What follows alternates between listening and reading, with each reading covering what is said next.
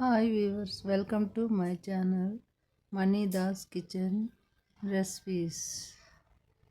ఈరోజు దొడ్డు రవ్వతో ఉప్మా చేసినామన్నమాట. గణపతికి నైవేద్యంగా పెట్టడానికి కోసమని. దీని తయారీ ముందుగా ఒక బౌల్ పెట్టుకోవాలి. స్టవ్ పైన స్టవ్ వెలిగించుకొని వాటర్ పోసుకోవాలి.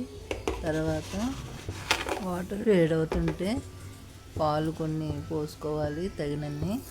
తర్వాత చక్కెర తగినంత వేసుకోవాలి. ఈ వేలకాయ చూపించాను కదా, అది ఇలాగా దంచేసుకొని వేసుకోవాలి.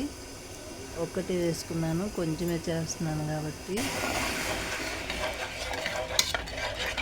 చేసుకున్న తర్వాత ఇలాగ కలుపుకోవాలన్నమాట.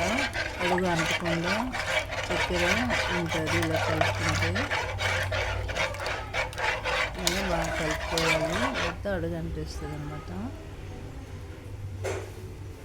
ఇప్పుడు ఒక స్పూన్ నెయ్యి వేసుకోవాలి.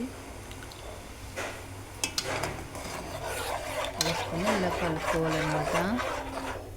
ఇలా కలుపుకున్నాక కొంచెం తేనె వేసుకుంటే బాగుంటుంది అన్నమాట.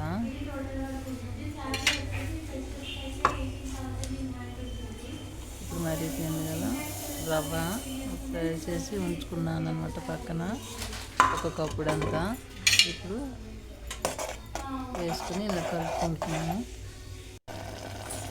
కొంచెం తేనె వేసుకుంటున్నాను.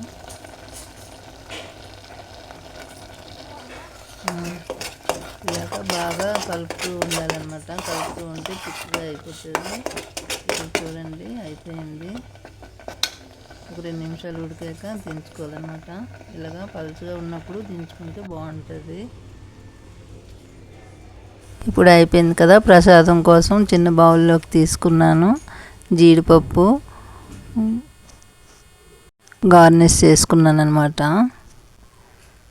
ఇలా చేసుకుంటే చాలా బాగుంటుంది.